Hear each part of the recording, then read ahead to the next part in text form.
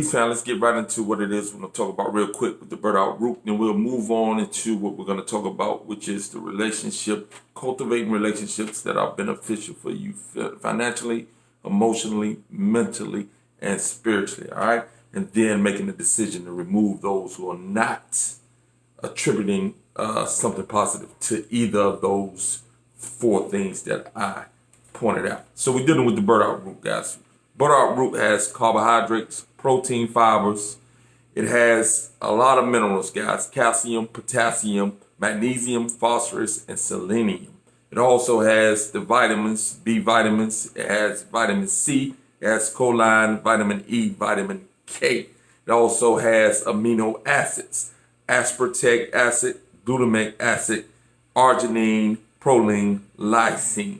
Again, burdock root is known for regulating blood pressure, aids in digestion, controls diabetes, detoxifies the liver, skin care, hormonal balance, and boosts immunity.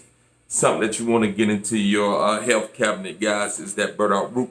Let's move on to that video that I just said that we're going to talk about cultivating positive relationships. Peace. Peace, guys. Welcome back. As I referenced earlier, we're going to be dealing with cultivating positive relationships. We're dealing with financial, we're dealing with emotional, we're dealing with mental, and we're dealing with spiritual growth within relationships. Not just intimate relationships. We're talking about friendships as well. We're talking about all those things that you encounter when it comes to social engagement. So what I'm talking about is this. If the individuals that you are surrounding yourself with, or the individuals you have called friends, or the individual that you're in a relationship with, is not bringing anything to the table financially, spiritually, emotionally, or mental, then you need to reconsider what it is and why that person is in your life.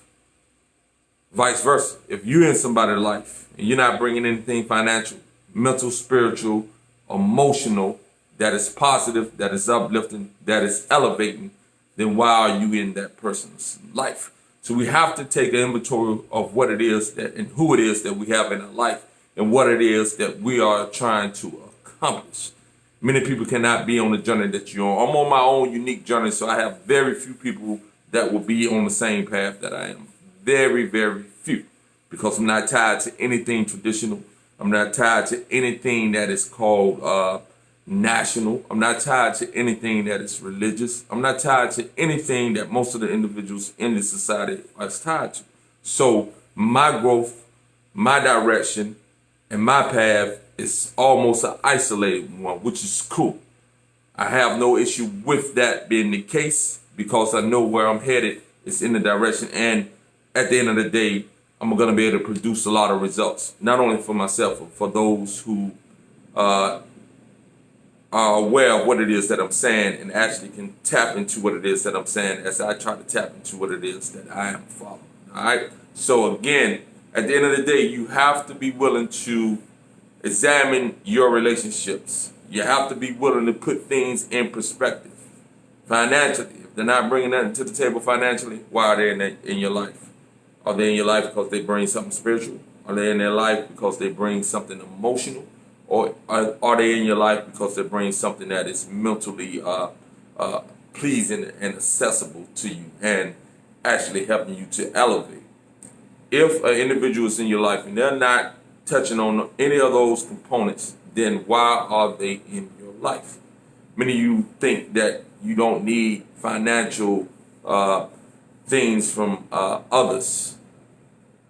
You live in a capitalistic society. If they're not bringing the other three to the table, they better be bringing something financial to the table. The ideal is to have all of that in one, because then you have a relationship that is going to be able to go to the next level. This is intimate relationships. Now, friendships, that is different. They don't have to bring anything financial to the table, but they better bring something emotional, mental, or spiritual that is uplifting you. If they're not bringing that to the table, then why are you friends with them? You understand what I'm saying? What is the meaning of friendship? You have to be bringing something to the table, and you have to be willing to Release those who are not bringing that to the table, which you are going to need for your advancement. And then you have to be willing to step back when you're not bringing something to the table to somebody who may be bringing something to the table, and you're not developing or bringing that which is going to really elevate them. So it's two sides to the equation. So you have to always examine yourself as well. Again, guys, it's much deeper than just being friends, just being in a relationship. You have to bring something to the table to help take that individual to the next level and to take that relationship, that friendship to the next level. If these things are not being brought to the table, then you have to ask yourself, why? Why am I here? What am I doing? What's my purpose? All right? Sending you peace and love, fam. Peace.